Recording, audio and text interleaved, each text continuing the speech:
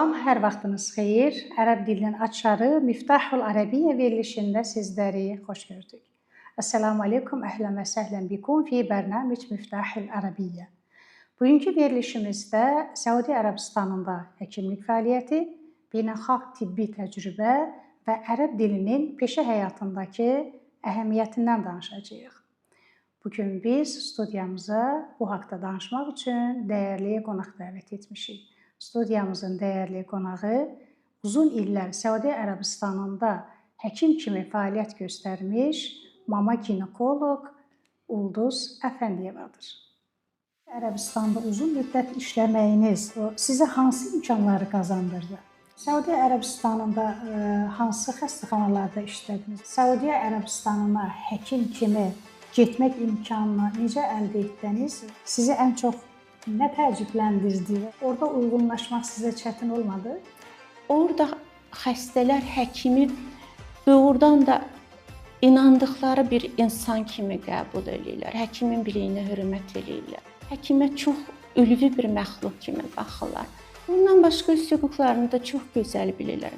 Dərmanın yan təsirləri, bunun hamısını xəstə bilməlidir. Qadınlar çox oxumuşdu. Ona görə də xəstələrin dünya görüşü daha yüksək idi.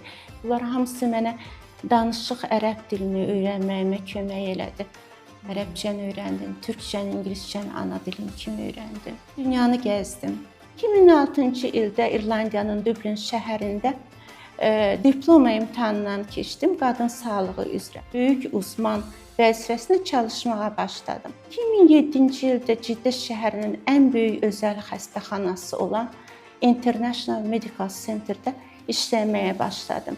2007-ci ildə İrlandiyanın board imtahanını keçdim və İrlandiyanın Kral Kollecinin üzvü oldum. Ümid edirəm ki, xaricdə çalışıb Azərbaycana gələn həkimlər öz layiqli qiymətlərini alacaq. Burada da öz yerlərini tapacaqlar. Ümid edirəm ki, yenə də görüşəcəyik. Xoş gəlmisiniz Ulduz xanım. Təşəkkür edirəm. Xoş gününüzə gələk. Ulduz xanım, mənim birinci sualım ondan ibarətdir ki, Səudiyyə Ərəbistanına həkim kimi getmək imkanını necə əldə etdiniz və buna səbəb nə oldu? 1998-ci ildə 50 nəfərlik həkim qrupu ilə biz Səudiyyə Ərəbistanına getdik. O vaxtı Səudiyyə Ərəbistanının Səhiyyə Nazirliyindən gələn komissiya bu 50 nəfərlik həkim qrupunu seçmişdi. Əslində məsələ daha əvvəllər başlamışdı. 1994-cü ildə Ulu Öndər Heydər Əliyev ilk dəfə Kəbə ziyarətində, Ümrə ziyarətində olduqda Səudiyyə Ərəbistanının kralı Fəhədlə görüşmüşdü və ondan Azərbaycanlı həkimlərin də oradakı Pakistanlı, Hindistanlı, Misirli, Yordaniyalı, Nigeriyalı həkimlər kimi çalışmasına izin verilməsi barədə söhbət etmişdi. Bundan 4 il sonra komissiya gəldi, bizi seçdi və biz Səudiyyə Ərəbistanına yola düşdük. İlk dəfə Səudiyyə Ərəbistanına gedəndə sizi ən çox nə təəccübləndirdi və yaxud da ki, oraya buradan siz Azərbaycanlıydınız, həyat tərziniz, yaşam tərziniz bir başqa bir ölkəyə gedirsiniz. Orada uyğunlaşmaq sizə çətin olmadı? İnanın ki, bizim üçün çox böyük sürpriz oldu Səudiyyə Ərəbistanı, oranın yaşayışı, həyat tərzi, ölkənin hər bir şeyi.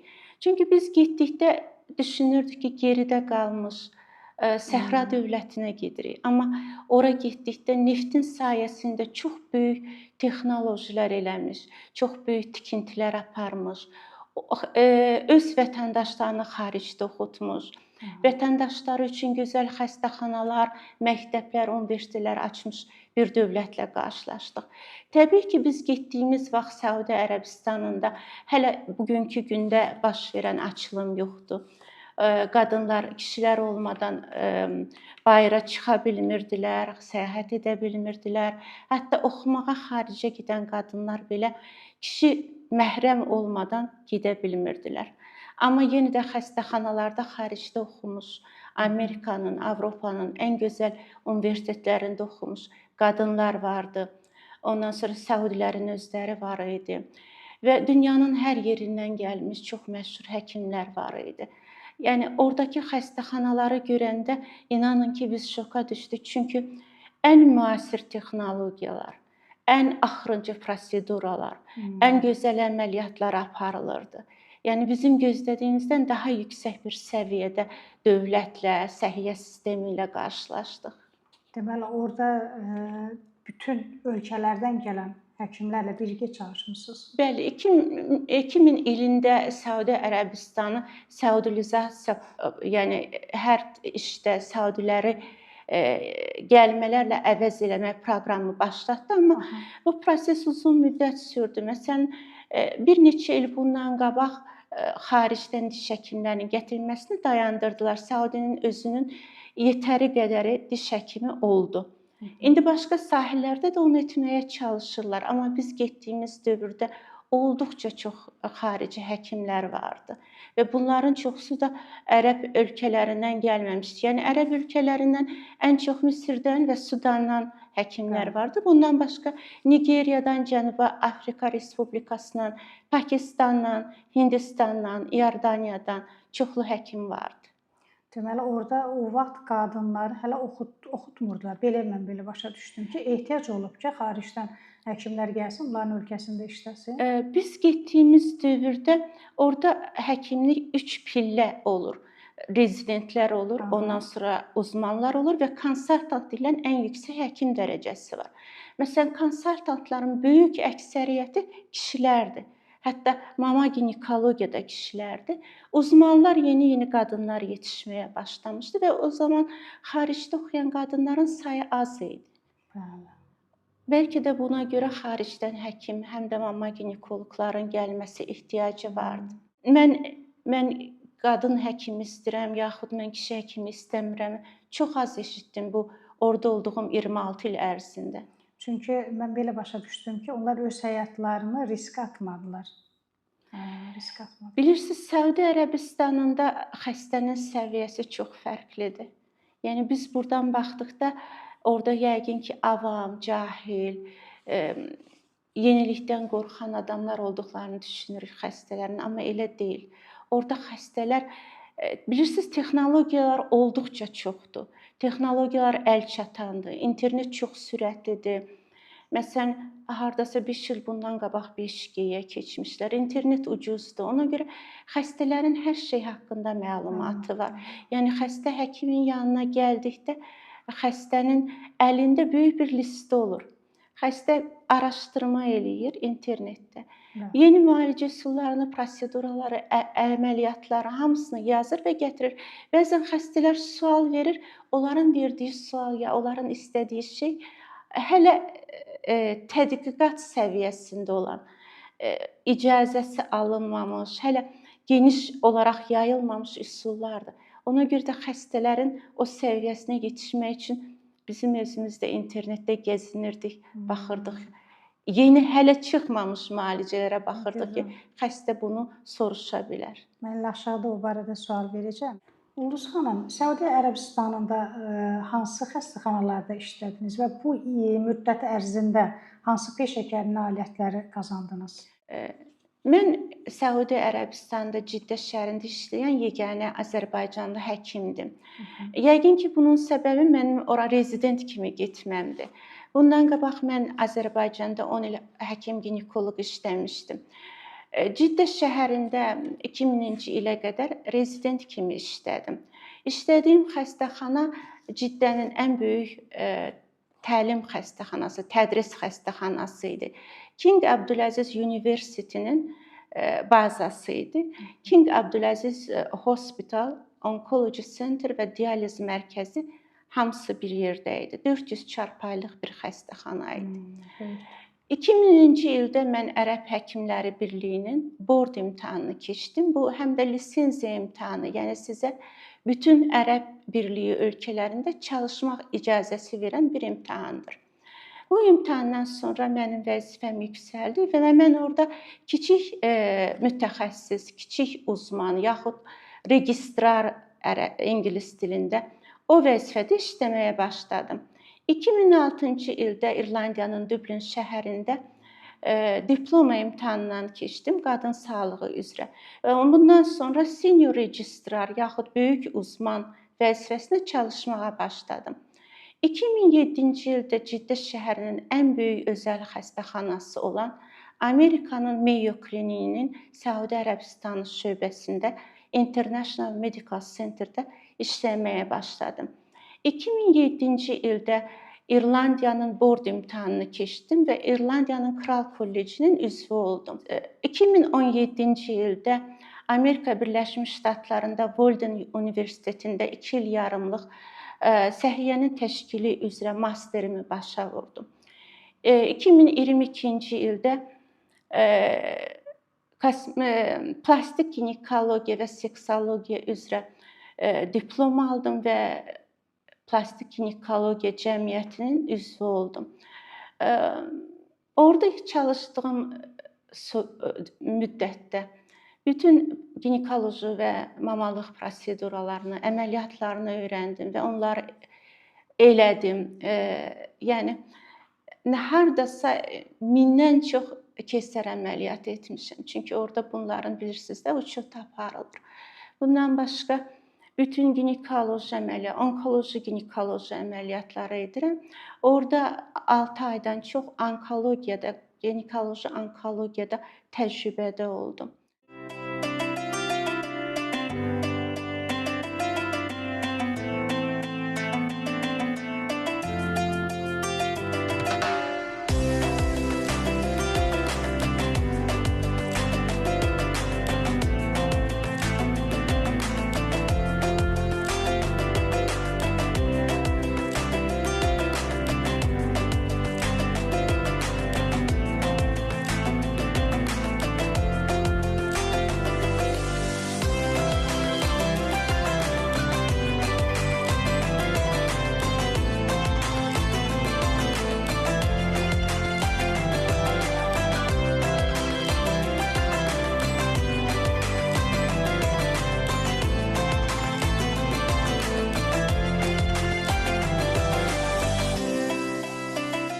Uzmanlıqdan da yüksək dərəcə var, Ulduz xanım. Bəli, uzmanlığın üstündə bir dərəcə var və ona konsultant ya konsaltant ingilis dilində deyirlər. Məsələn, konsaltant həkim uzman həkimlərin işini kontrol edir. Məsələn, əgər uzman həkim növbədədirsə və əməliyyat eləməlidirsə, mütləq konsultant həkimə zəng edib onun icazəsini alır, yaxud əməliyyat mürəkkəbdirsə, konsultant həkim gəlib onu əməliyyat edir. Məsələn, mən International Medical Centerdə çalışdığım müddətdə əlimin altında 6 uzman həkim çalışırdı.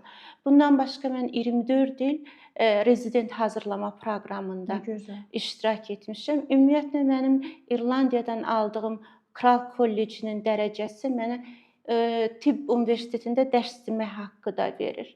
Ulduz xanım, həqiqətən də uzun, şərəfli, əziyyətli yol keçmisiniz. Bütün bu nailiyyətləri əldə etmək üçün əliniz cibinizdə olmayıb. Əziyyət çəkmisiniz, gecələri işləmisiniz. Həqiqətən də vətəndən uzaqda işləmək, nailiyyətlər əldə etmək hər kəsə nəsib olan bir şey deyil. Bu əziyyətin bəhrəsidir. Mən deyərdim ki, müqəddəs insanlarsınız. Bizim dinimizdə də buyurulur ki, bir insanı qurtarmaq sanki bir bəşəriyyəti qurtarmaq kimidir. Çünki Allah Teala öz yaratdığı bəndələri çox dəyərli bilir. Minnətdaram. Ulduz xanım, mənim növbəti sualım ondan ibarətdir ki, biz yuxarıda biraz danışdıq. Mən dedim ki, aşağıda sizə suallarım olacaq bu barədə. Ərəb pasiyentləri ilə işləmək sizə nələri öyrətdi? Onların həkimə münasibəti Azərbaycanla müqayisədə necə fərqlənir? Belə deyək də, biz pasiyentlərlə ərəb pasiyentləri arasında fərqimiz varmı və onlarla işləmək sizə nələr öyrətdi? İlk öncəsi başqa bir ölkədə yaşadım. Başqa bir kültürü, başqa bir tarixin, başqa bir elmin, başqa bir təcrübənin şahidi oldum. İkincisi dili öyrəndim. Ərəbcəni öyrəndim, türkcəni, ingiliscəni ana dilim kimi öyrəndim. Üçüncüsü dünyanı gəzdim. Dördüncüsü, bəlkə də ən önəmlisi, mənim doğdurduğum uşaqlar indi Yaponiyada, Çində, Hindistanda, Pakistanda, Ərəb yarımadasının bütün ölkələrində, Avropada Norveçdən İspaniyaya, Rumıniyadan Yunanistana qədər, Türkiyə, ondan sonra Kolumbiya, Braziliya, Cənubi Afrika Respublikası, Misir, Tunis, Cəzairli bəbələrimiz var. Nə gözəl. Türkiyə Cümhuriyyətinin Misir Respublikasındakı hal-hazırda böyük elçisi Sayın Salih Mutluşənin oğlunu mən doğdurdum 2009-cu ildə. Maşallah indi çox yaraşıqlı bir dəliqanlıdır. Bütün bunlar hamısı qürur vericidir. Həccə getdim. Dəfələrlə ümrə ziyarətinə getdim. Dinimizi olduğu kimi əsl, doğru şəkildə öyrənməyə çalışdım. İnanın Allahımdan çox razıyam. Çox əziyyətlər çəkdim. Olduqca çox əziyyətlər çəkdim. Oxumaq üçün, dil öyrənmək üçün, o bacarıqları əldə etmək üçün 2 uşaq böyütdüm, atasız onlar onun üçün. Amma taleyimdən, Allahımdan çox razıyam. Yəni bir də təzədən doğulsaydım, elə bu cürə yaşamağı seçərdim. Ulduz xanım, həqiqətən də Səudiyyə Ərəbistanında 26 il həkim kimi çalışmaq, müxtəlif dərəcələrə sahib olmaq hər həkimə qismət olan bir şey deyil.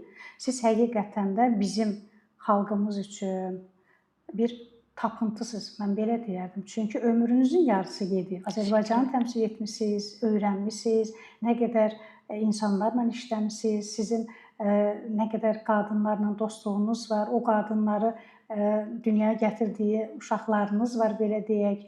Bu hər bir həkimə qismət olan bir şey deyil. Bizim üçün də fəxirdir ki, bugün siz bizim əziz qonağımızsınız. Həqiqətən də bu mənim səmimi sözümdür. Bax, Səudiyyə Ərəbistanda uzun müddət işləməyiniz sizə hansı imkanları qazandırdı? Yuxarıda qeyd elədim, ərəb xəstələrin səviyyəsi bir qədər fərqlidir. Bundan başqa ərəb qadınları öz hüquqlarını, xəstə hüquqlarını çox yaxşı bilir. Məsələn, Britaniyanın, Amerikanın universitetlərində mütləq tibbi etika və statistika dərsi keçirilir ki, bunu biz keçməmişik. Ancaq mən imtahan verəndə bunların hamısına hazırlaşmışdım və onlardan keçmişdim. Xəstə ilə danışığın, xəstə ilə rəftarın, xəstənin sizinlə rəftarının bir etikası var və orada xəstələr həkimi doğrudan da inandıqları bir insan kimi qəbul edirlər. Həkimin biliyinə hörmət edirlər. Bu hörməti təkcə xəstələrlə deyil, bazarda, dükanda, aeroportda, başqa yerlərdə də hiss edirsiniz. Həkimə çox ülvi bir məxluq kimi baxırlar. Bundan başqa öz hüquqlarını da çox gözəl bilirlər. Məsələn, xəstə gəldikdə ondan soruşduğu suallar, ona verdiyiniz müalicə, ona edəcəyiniz əməliyyat haqqında dəqiq məlumat verməlisiniz. Əməliyyatın ağırlaşmaları, dərmanın yan təsirləri, bunun hamısını xəstə bilməlidir. Bundan başqa orada second opinion yaxud ikinci fikir deyilən bir şey mövcuddur. Xəstə sizlə danışır, bütün məlumatı alır. Ondan sonra deyir ki, ikinci second opinionu götürəcəm. Ondan sonra sizin kolleqanıza yaxud başqa xəstəxanada həkimə müraciət edir və fikirlər eyni üst-üstə düşdükdə əgər sizi bəyənmişsə yenidən sizə qayıdır. Yəni burada xəstə uğrunda mübarizə həkimin özünün təkmilləşdirməsindən asılıdır. Həkim nə qədər təkmil olarsa, həkimin haqqında nə qədər xoş söz olarsa, onda xəstə sizə qayıdır. Onu da deyim ki, orada həkimin özünü reklam eləməsi qadağandır. Ümumiyyətlə xaricdə belə bir şey yoxdur. Xəstə sizin haqqında məlumatı başqa xəstələrdən, xəstəxanadakılardan, öz şəxsi təəssüratından alır. Bundan başqa mənim çalışdığım xəstəxanada xəstələrin səviyyəsi daha yüksək idi. Qadınlar çox oxumuşdu. Məsələn, qadınlar vardı, 3 doğuşu olan qadınlar birinci uşağını Fransada, ikinci uşağını Fiji adasında, üçüncü uşağını Ciddədə doğurdular. Ona görə də xəstələrin dünya görüşü, sizi başqa həkimlərlə müraciət eləmək dərəcəsi daha yüksək idi. Və onu da deyim ki, xəstələrlə münasibət, danışmaq, bunlar hamısı mənə danışıq ərəb dilini öyrənməyimə kömək elədi. Çox kömək elədi. Siz həqiqətən də Azərbaycanın fəxr edilməli xanımlarından birisiniz. Minnətdaram. Nə yaxşı ki varsınız, nə yaxşı ki varmısınız. Ulduz xanım, dəyərli vaxtınızı bizə ayırdığınıza görə, iştirak etdiyinizə görə, o səmimi müsahibənizə görə sizə öz dərin təşəkkürümü bildirirəm. Sizə gələcək işlərinizdə, fəaliyyətinizdə müvəffəqiyyətlər arzu edirəm. Ərəblərin belə bir gözəl duası var, mənim çox xoşuma gəlir. Orada buyurulur ki, "Ətəmənnə ən yəkun kullu şey kəmə tuhibbin." Arzu edirəm ki, hər şey istədiyiniz kimi olsun. Təşəkkür edirəm sizə öz adımdan, dəyərli koordinatorumuz adından, koordinatorumuz Səidə müəllimə və bizim əziyyətimizi çəkən xanımlarımız var. Yəni Miftahul Ərəbiyyə verilişinin komandası adından sizə öz təşəkkürümüzü bildiririk. Səbriyə xanım, mən də məni dəvət elədiyiniz üçün, bizim səsimiz olduğunuz üçün, gözəl gülər üzünüz üçün, gözəl sözləriniz üçün sizə minnətdaram, təşəkkür edirəm. Ümid edirəm ki, xaricdə çalışıb Azərbaycana gələn həkimlər öz layiqli qiymətlərini alacaq. Burada da öz yerlərini tapacaqlar. Əgər bu işə bir qatqınız olubsa, Allah sizdən razı olsun. Sağ olun, var olun. Ümid edirəm ki, yenə də görüşəcəyik. Bəli, inşallah. Əziz, dəyərli izləyicilərimiz, ərəb dili təkcə bir ünsiyyət vasitəsi deyil. Elmə, təhsilə və beynəlxalq peşəkar imkanlara açılan bir qapıdır. Ərəb dilinin açarı layihəsinin də məqsədi məhz bu qapıları sizə tanıtdırmaq və ərəb dilinin öyrənilməsinə töhfə verməkdir. Bizi izlədiyiniz üçün təşəkkür edirik. Növbəti görüşlərə dək.